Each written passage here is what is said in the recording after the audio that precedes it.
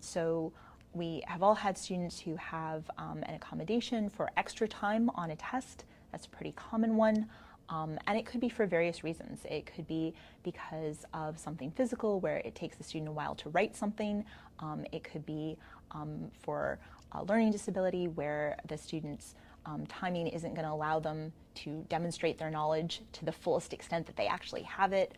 But for whatever reason, that's a pretty common accommodation. And so I thought about, why the timing? Like, is the timing really what's crucial here? Do I want them to be able to display their knowledge very, very quickly?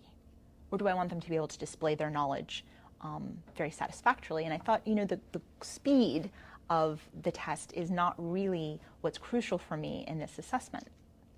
So having walked myself to, I'm going to use a test, I don't need it to be a time test, but there's also the practical point of, you've got a certain amount of time. Maybe it's being given in class, maybe it's being given an exam period. You do have a defined length of time for this test. So I thought about, do I need all of the questions in this time test? So I can't change the limits of the timing, but do I need a certain number of questions? Is there a number that's going to get me what I need? And I thought about, some of the questions are repeating some of the same knowledge. Some of the questions might not be repeating knowledge. Maybe I've got 3 questions that are each 3 different points from the syllabus, but it's a summative assessment. So they have to study all 3, whether I ask all 3 or not. If I just ask one of them, but I put all 3 on the study sheet, they've still done all of the learning up to that summative assessment in order to cover everything that could be on the test. So I don't actually have to ask every single topic in the class in order to have students do what I want them to do for this, which is to make sure that they've memorized those few things that really truly need memorization, make sure they've gone back over the material, make sure they've covered the whole semester. They're going through the same study process, whether I ask 3 questions or 1 question in that case. So do I need 50 questions for my test, or would 20 questions cut it? If I ask 20 questions in the same length of time that I would have asked 50 questions, then the timing factor goes away. It also allowed me to start thinking, okay, what kinds of questions am I asking? Can I ask a question that synthesizes some of the knowledge?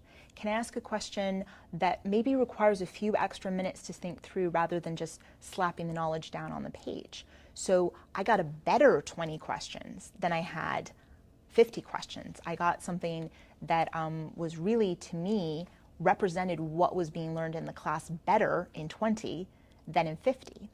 And it took out the timing factor. I got it down to about what I would say time and a half. So by going from about 50 to 20, but the 20 being a little more in depth.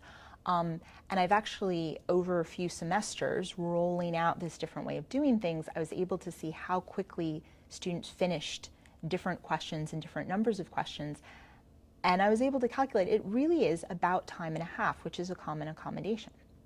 But in a sense, I'm giving that accommodation to everyone. So it's not about universal design. It's not about, let's do one thing for one individual student. We absolutely have to do that if the student needs it. But universal design is thinking about, what if we took that particular strategy and we said, what would it do for everybody? Would having a curb cut on the edge of the sidewalk that absolutely is necessary for a wheelchair user, would that also help people with strollers or suitcases?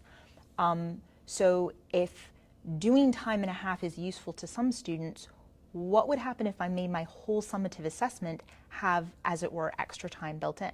Of course, I'm still giving the accommodation of even more extra time to students who have that accommodation. I was going to ask that. But I have found, I absolutely give it to them and I set it up so that they'll have it and they have the time that they need. But I found that very few students actually end up using it. They end up being able to turn in the test that I've given them, say 2 hours for, and they've been able to turn it in an hour or whatever the scheduled time of the class was. So in effect, what you've done is you've given enough time for everyone. For everyone. So rather because than, the test itself is framed in a way that is not focusing on quantity, but quality. yes, so it's making it so that everyone can answer in the allotted time. And by doing that, it also makes a better test, a more rigorous test, really. My 20 questions are much more robust questions than the 50 because I went through the process of thinking, why am I asking this? Why am I asking it this way? Is there any other way I could do it? And so I think I have achieved a more rigorous test by universally designing it. And I think that's one of the things that is always very exciting to me about UDL as a method, is that it is coming out of a mindset of accessibility for everyone.